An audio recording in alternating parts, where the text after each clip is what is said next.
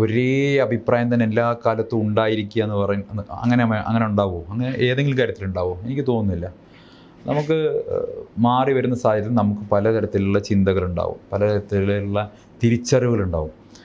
ആ തിരിച്ചറിവുകൾ ഉണ്ടാകുന്ന സമയത്ത് നമുക്ക് മാറാൻ സാധിച്ചിട്ടില്ലെങ്കിൽ നമ്മൾ പിന്നെ മനുഷ്യനാന്ന് പറയുന്നതിൽ അർത്ഥമില്ല, നമ്മൾ അടിമയായിട്ടിരിക്കുകയാണ്. പിന്നെ ഇപ്പോൾ CPM-ലും BJP-യിലൊക്കെയുള്ള പ്രശ്നം എന്താ? ചില കുടുംബങ്ങളിലോ പറഞ്ഞു ഞങ്ങൾ എന്ത് വന്നാലും ഞങ്ങൾ CPM, എന്ത് വന്നാലും ഞങ്ങൾ BJP, അതിലപ്പുറം മാറി ചിന്തിക്കില്ല. അതായത് അവർ എന്ത് തെറ്റ് ചെയ്താലും അതിനെ ന്യായീകരിക്കുക, എന്ത് മോശം പറഞ്ഞാലും അതിനെ ന്യായീകരിക്കുക, അങ്ങനെയല്ലല്ലോ വേണ്ട. നമുക്ക് അതാത് സാഹചര്യങ്ങളിൽ നമ്മുടെ രാജ്യം മുന്നോട്ട് പോകുന്ന സമയത്ത് ഈ രാജ്യത്തിനെ ഗുണപരമായി മുന്നോട്ട് നയിക്കാൻ സാധിക്കുന്ന ഒരു പ്രത്യയശാസ്ത്രം കോൺഗ്രസിൻ്റേതാണെന്ന് തിരിച്ചറിയുന്ന സമയത്ത് അത്തരമൊരു പ്രത്യയശാസ്ത്രം സ്വീകരിക്കുന്നതിൽ എന്താ തെറ്റുള്ളത്? ഇപ്പോൾ ഇവിടെ കേരളത്തിലെല്ലാവരും ഇൻഡിവിജ്വൽ ചോയ്സിന് വലിയ പ്രാധാന്യം കൊടുക്കുന്നവരാണ്. നിങ്ങൾ ഭക്ഷണം കഴിക്കുന്ന സമയത്ത് ഇൻഡിവിജ്വൽ ചോയ്സിന് പ്രാധാന്യം കൊടുക്കും, വസ്ത്രം ധരിക്കുന്ന സമയത്ത് ഇൻഡിവിജ്വൽ ചോയ്സിന് പ്രാധാന്യം കൊടുക്കും. പൊളിറ്റിക്സ് മാറുമ്പോൾ എന്താ അത്ര അസഹിഷ്ണുത? ഒരാളുടെ രാഷ്ട്രീയം മാറുമ്പോൾ ഞാൻ ഇന്ന് രാവിലെ കഴിച്ചത് ബിരിയാണിയാണ് അല്ലെങ്കിൽ നാളെ കഴിച്ചത് സദ്യയാണ്, നിങ്ങളൊന്നും ഇതാരും ചർച്ച ചെയ്യുന്നില്ലല്ലോ. അതെൻ്റെ ചോയ്സ് അല്ലേ? അതുപോലെ തന്നെ അല്ലേ പൊളിറ്റിക്സും? അതുപോലെ അങ്ങനെ സിമ്പിൾ ആവണ്ടേ? അതല്ലേ അല്ല മാറണ്ട. ഞാൻ പറയുന്നത് ഞാൻ ഇതുവരെ ചെയ്തത് തെറ്റായിരുന്നു എന്ന് ബോധ്യപ്പെട്ടാൽ അത് മാറാനുള്ള സ്പേസ് കൂടി കൊടുക്കുന്നതല്ലേ ഡെമോക്രസി? നമ്മളൊരു മെച്യൂർഡ് ഡെമോക്രസി അല്ലേ 2024 നമ്മൾ നിൽക്കുന്നത്. അവിടെ എന്തിനാണ് എന്നോട് ഈ അസഹിഷ്ണുത കാണിക്കുന്നത്? ഞാനൊരു പൊളിറ്റിക്കൽ ചേഞ്ച്, ഒരു രാഷ്ട്രീയ നിലപാടിൽ മാറ്റം ഉണ്ടാക്കുന്ന സമയത്ത് ഞാനതിനെ സിമ്പിളാക്കി നിങ്ങൾക്ക് മനസ്സിലാകുന്ന തരത്തിൽ പറയാം. ഞാനൊരു രാഷ്ട്രീയ നിലപാട് മാറ്റുന്ന സമയത്ത് കേരളത്തിൽ മാത്രമല്ലേ ഈ പ്രശ്നമുള്ളൂ. നിങ്ങളൊരു പൊളിറ്റിക്കൽ സ്റ്റാൻഡ് എടുക്കുന്ന സമയത്ത് അയാളെ കൊല്ലാൻ വേണ്ടി ആളെ വിടുന്നു. ഇപ്പം എന്നെ നേരിട്ട് കൊന്നിട്ടില്ല എന്നേ ഉള്ളൂ, പക്ഷേ എന്നെ നാളെ ചെയ്യുമെന്ന് എനിക്കറിയില്ല. നാളെ എന്നെ ഒരു ഇന്നോവ വിടുന്നത് മിക്കവാറും CPM-ഉം BJP-യും ചേർന്നിട്ടായിരിക്കും ഞാൻ സംശയിക്കുന്നത്. ഒരു സംയുക്ത ഇന്നോവ വരാനാണ് സാധ്യത. കാരണം ഞാൻ ഇറങ്ങിപ്പോകുന്നത് മാരാർജി പോയെന്നാണെങ്കിലും കൂട്ടക്കരച്ചിൽ AKG സെൻറ്ററിൽ നിന്നാണ്. അപ്പോൾ എനിക്ക് ആ ഒരു പേടിയാണുള്ളത്. അപ്പോൾ സ്വാഭാവികമായിട്ടും കേരളത്തിൽ മാത്രമല്ല ഈ പ്രശ്നമുള്ളത്. രാഷ്ട്രീയം മാറുന്ന സമയത്ത്, ഇപ്പോൾ പൊളിറ്റിക്കൽ സ്റ്റാൻഡ് മാറുന്ന സമയത്ത് ആ ഒരു മനുഷ്യനെ തീർക്കുക. കേരളത്തിൽ കുറച്ചുകൂടി പൊളിറ്റിക്കൽ മൂല്യത്തിന് ഇമ്പോർട്ടൻസ് കൊടുക്കുന്ന ഒരു സ്ഥലമായിരുന്നു ഈ ആയാറാം ഗയാറാം പൊളിറ്റിക്സ്. കേരളത്തിന് പുതിയൊരു കാര്യമാണ്. അതാണ് ഇപ്പോൾ സരിനും സന്ദീപുമായിട്ട് കഴിഞ്ഞ ഒരു മാസം കൊണ്ട് ഇവിടെ കേരളത്തിൽ നടത്തിയത്. അതുകൊണ്ടാണ് ഇതിനോട് ഒരു അസഹിഷ്ണുത പൊതു സമൂഹത്തിനുള്ളത്. നിങ്ങൾ സരിനെ എന്നെ താരതമ്യം ചെയ്തത്. സരിൻ ഒരു സീറ്റിന് വേണ്ടി പോയ ആളാണ്. ഞാൻ കോൺഗ്രസിലേക്ക് വന്നിട്ട് ഈ നിമിഷം വരെ എന്തെങ്കിലും സന്ദീപിനെ പോലെ ഒരാൾ BJP വിട്ട് കോൺഗ്രസിലേക്ക് വെറുതെ പോകുമെന്ന് വിശ്വസിക്കാൻ പാകത്തിന് ഞാൻ 100% എന്നെ കോൺഗ്രസ് ഞാൻ എന്താണോ അർഹിക്കുന്നത് ആ ഒരു പ്ലാറ്റ്ഫോം കോൺഗ്രസ് തരുമെന്നാണ് അത് സ്വാഭാവികമായിട്ടും ഒരു പൊളിറ്റിക്കൽ പാർട്ടി ചെയ്യുന്നത്. അതിലപ്പുറം ഒരു തരത്തിലുള്ള ഡിമാൻഡും വയ്ക്കാതെ കോൺഗ്രസിനകത്തേക്ക് കടന്നു വന്നിട്ടുള്ള ഇന്നും സാധാരണ പ്രവർത്തനം നിലകൊള്ളുന്നതാണ്. അതിലപ്പുറം ഒന്നുമില്ല. ഞാൻ ചോദിക്കട്ടെ, ഈ ആയാറാം ഗയാറാം പൊളിറ്റിക്സ് എങ്ങനെ എൻ്റെ വിളിക്കുക? ഞാൻ ഇന്നേ വരെ 10-20 വർഷക്കാലം BJP പ്രവർത്തിച്ചതിന് ശേഷം ഒരേ ഒരു തവണയാണ് ഒരു സ്വിച്ച് ചെയ്തിരിക്കുന്നത്, കോൺഗ്രസിലേക്ക് വന്നിരിക്കുന്നത്. ഇത് അങ്ങോട്ടും ഇങ്ങോട്ടൊക്കെ പോകുന്ന ആളല്ലോ. ഇപ്പം കേരള കോൺഗ്രസിനെ കുറിച്ച് എന്താ ഇവിടെ പറയാറുള്ളത്? അതല്ലെങ്കിൽ ഇവിടെ എത്രയോ പൊളിറ്റിക്കൽ ലീഡേഴ്സ് അങ്ങോട്ടും ഇങ്ങോട്ടൊക്കെ പോയിട്ടുണ്ട്. അതൊന്നും ഇല്ലാത്ത ഒരു പ്രശ്നം എന്താ ഞാൻ മാറിയ സമയത്ത്? അതിനെന്തിനാ ആയാറാം കയറുന്ന് വിളിക്കുന്നു? ഇല്ലല്ലോ.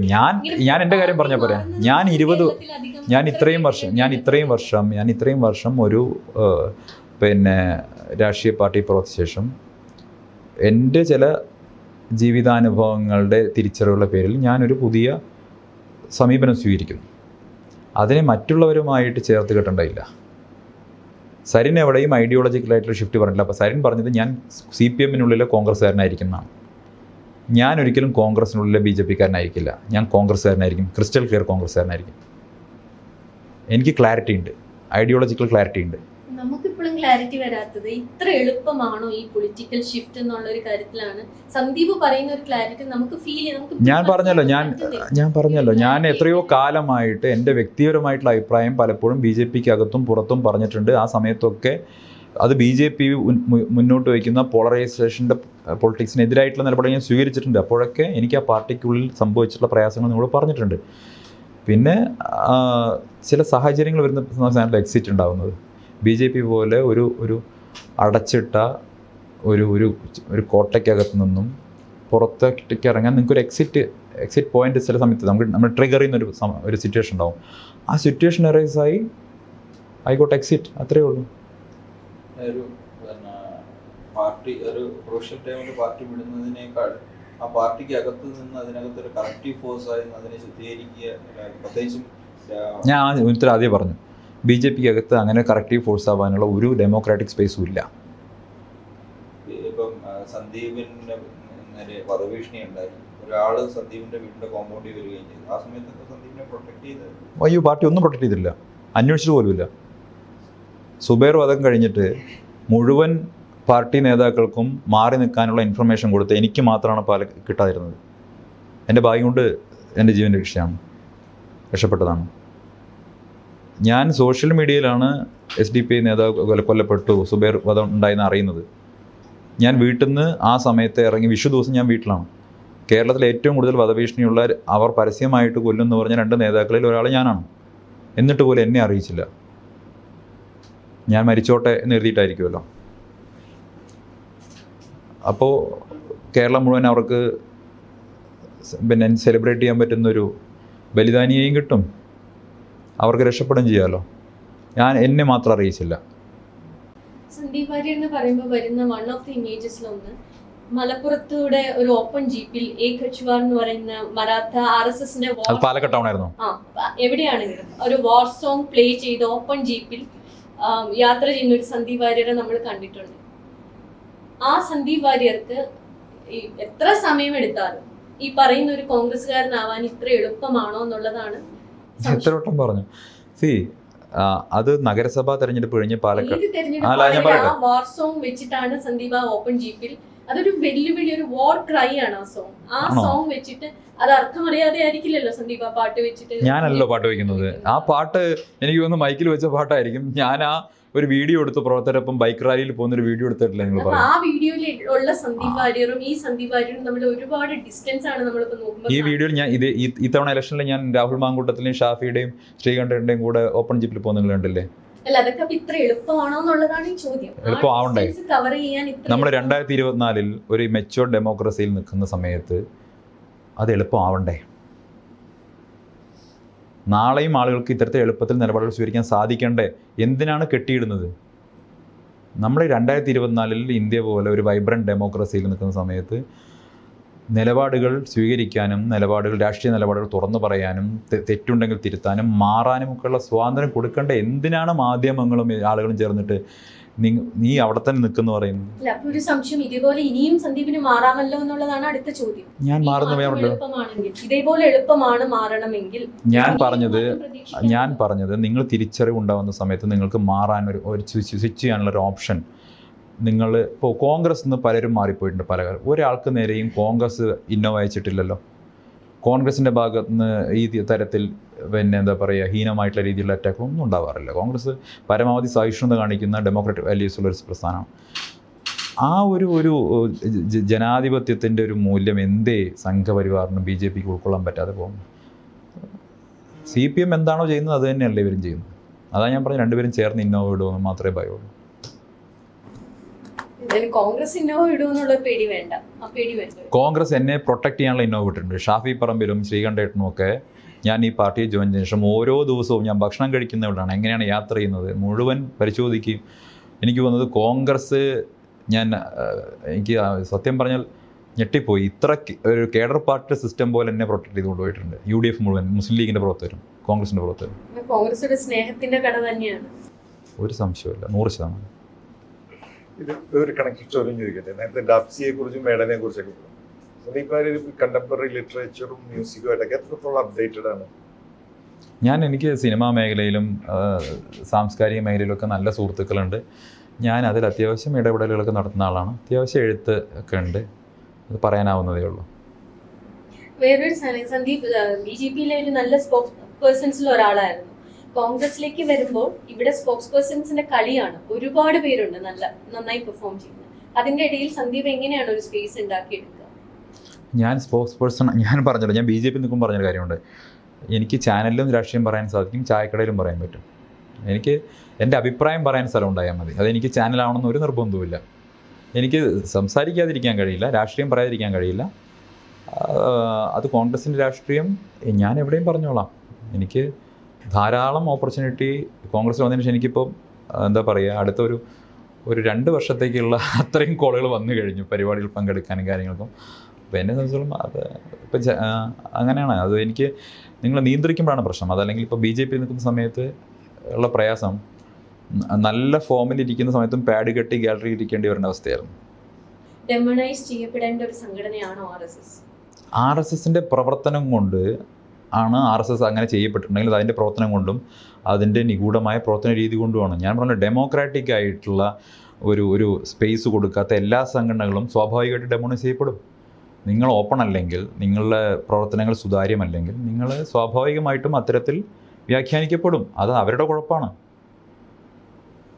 അത് പിന്നെ ഏതെങ്കിലും നമ്മുടെ ഒരു ഭാഗത്ത് നമ്മൾ സോഷ്യൽ സർവീസ് നടത്തുന്നു എന്നൊരൊറ്റ കാരണം കൊണ്ട് അത് പിന്നെ ബാക്കി നിങ്ങളുടെ ചെയ്തികളെയും ജനാധിപത്യ ബോധമില്ലായ്മയൊക്കെ അത് ന്യായീകരിക്കുന്നില്ല. നിങ്ങൾക്ക് അത് വെച്ച് വൈറ്റ് വാഷ് ചെയ്യാൻ പറ്റില്ല. നിങ്ങൾ ഏത് സംഘടനയാണെങ്കിലും അതിൽ ആത്യന്തികമായി ഉണ്ടായിരിക്കേണ്ടത് ഈ ഒരു ജനാധിപത്യ ബോധമാണ്. ആളുകൾക്ക് സംസാരിക്കാനുള്ള, സ്വന്തം അഭിപ്രായങ്ങൾ പറയാനുള്ളൊരു സ്പേസാണ് ഉണ്ടാവേണ്ടത്. ഏകശിലാത്മകമായിട്ട് അഭിപ്രായങ്ങൾ അടിച്ചേൽപ്പിക്കരുത്. കണ്ണൂരൊക്കെ ഇടതുപക്ഷത്തിന് ശക്തമായിട്ടുള്ള ആക്രമണങ്ങൾ ഉണ്ടാകുമ്പോൾ കോൺഗ്രസ്സുകാരെ പോലും സംരക്ഷിച്ചിട്ടുള്ളത് RSS ആണ്. എനിക്കറിയില്ല, കോൺഗ്രസ്സുകാരൊന്നും RSSൻ്റെ സംരക്ഷണം നോക്കി പോകുന്നവരൊന്നുമല്ല. പക്ഷേ കോൺഗ്രസ്സുകാർ RSS ശാഖയെ സംരക്ഷിച്ചതായിട്ട് നമ്മുടെ മുന്നിലുണ്ട്. KPCC പ്രസിഡന്റ് തന്നെ പറഞ്ഞിട്ടുണ്ട്, RSS ശാഖയ്ക്ക് കാവൽ നിൽക്കുന്നതിൽ എന്താ തെറ്റെന്ന് ചോദിച്ചിട്ടുള്ള KPCC പ്രസിഡന്റാണ് നമുക്കിപ്പോൾ ഇന്നുള്ളത്. ഈ ചരിത്രത്തിൻ്റെ ഹിസ്റ്റോറിക്കലായിട്ടുള്ള പല കാലഘട്ടങ്ങളിൽ ഉണ്ടായ സംഭവങ്ങളെക്കുറിച്ചൊന്നും ഞാനിപ്പോൾ ഇവിടുന്ന് അഭിപ്രായം പറഞ്ഞ അർത്ഥമൊന്നുമില്ല. അങ്ങനെയാണെങ്കിൽ മറുപടി പറയേണ്ടത് CPM ആണ്. അടിയന്തരാവസ്ഥയ്ക്ക് ശേഷം ഉണ്ടായിരുന്ന കാലഘട്ടത്തിൽ RSSുമായി ചേർന്നുകൊണ്ട് തിരഞ്ഞെടുപ്പിൽ മത്സരിച്ചിട്ടുള്ളത് മുഖ്യമന്ത്രി പിണറായി വിജയനാണ്. അതിനു മുമ്പേ ഉണ്ടല്ലോ 1967 67 സംയുക്ത വിധാൻദൾ എന്ന് പറഞ്ഞ് കോൺഗ്രസിനെതിരായിട്ട് കമ്മ്യൂണിസ്റ്റ് പാർട്ടികളും ജനസംഘവും ഒരുമിച്ച് ബീഹാറിൽ ഭരിച്ചിട്ടില്ലേ? ബംഗാളിൽ ആദ്യത്തെ കമ്മ്യൂണിസ്റ്റ് സർക്കാർ ഉണ്ടാകുന്നത് ആരുടെ പിന്തുണയിലാണ്? ജനസംഘത്തിൻ്റെ ഏക MLA പിന്തുണയിലല്ലേ? അപ്പോൾ അടിയന്തരാവസ്ഥയെ ഒരു കാരണമാക്കിക്കൊണ്ട് CPM BJP ബാന്ധവത്തെ ന്യായീകരിക്കാൻ പറ്റില്ല. അടിയന്തരാവസ്ഥയ്ക്ക് മുൻപും BJP CPM അല്ലെങ്കിൽ ജനസംഘം CPM കമ്മ്യൂണിസ്റ്റ് പാർട്ടികളുടെ ബാന്ധവം ഉണ്ടായിരുന്നു. അതാണ് ബീഹാർ സൂചിപ്പിക്കുന്നത്. പക്ഷേ ഈ ആരോപണം പറയുമ്പോഴും ഈ ലെഫ്റ്റും BJP ബാന്ധവും പറയുമ്പോഴും ഒരു മാനസിക ഐക്യം എപ്പോഴും കോൺഗ്രസ് നേതാക്കന്മാരും BJP നേതാക്കന്മാരും തമ്മിലാണ് നമ്മൾ കാണുന്നത്. അതിന്റെ ഒരു എക്സാമ്പിൾ ആണ് KPCC പ്രസിഡന്റിന്റെ ശാഖയ്ക്ക് കാവൽ ഞാൻ അതില് സതീശൻ RSS ഫംഗ്ഷനിൽ പങ്കെടുക്കുന്നതും എല്ലാം ഇതിന്റെ എക്സാമ്പിൾസ് ആണ്. ഈ ഒരു മാനസിക ഐക്യം നേരത്തെ മുതലുണ്ടോ? അത്തരത്തിൽ ഒരു മാനസിക ഐക്യമില്ല. ഇന്ത്യയുടെ രാഷ്ട്രീയ സാഹചര്യത്തിൽ RSSനെതിരായിട്ടുള്ള BJPക്കെതിരായിട്ടുള്ള ഏറ്റവും ശക്തമായ പോർമുഖം തുറക്കുന്ന രാഷ്ട്രീയ പാർട്ടി അത് കോൺഗ്രസ്സാണ്. കോൺഗ്രസ്സിന് മാത്രമേ ഇവിടെ BJP ഉയർത്തുന്ന ഈ തരത്തിലുള്ള രാഷ്ട്രീയത്തെ പരാജയപ്പെടുത്താൻ കഴിയുകയുള്ളൂ. CPM എല്ലാ കാലത്തും BJPയുമായും സംഘപരിവാറുമായും ഒരു തരത്തിലല്ലെങ്കിൽ മറ്റൊരു തരത്തിൽ സഹകരിച്ച് മുന്നോട്ട് പോയിട്ടുള്ളതാണ്. ചരിത്രത്തിൽ എത്രയോ സ്ഥലങ്ങളിൽ ഇപ്പോൾ VP സിംഗ് സർക്കാർ എങ്ങനെ രൂപം കൊണ്ടു? എല്ലാ ദിവസവും അടൽജിയുടെ വീട്ടിൽ ഒരുമിച്ചിരുന്ന് ഭക്ഷണം കഴിച്ചിരുന്ന ആളുകളും ചായ കുടിച്ചിരുന്ന ആളുകൾ ആരൊക്കെയാണ് വൈകുന്നേരം?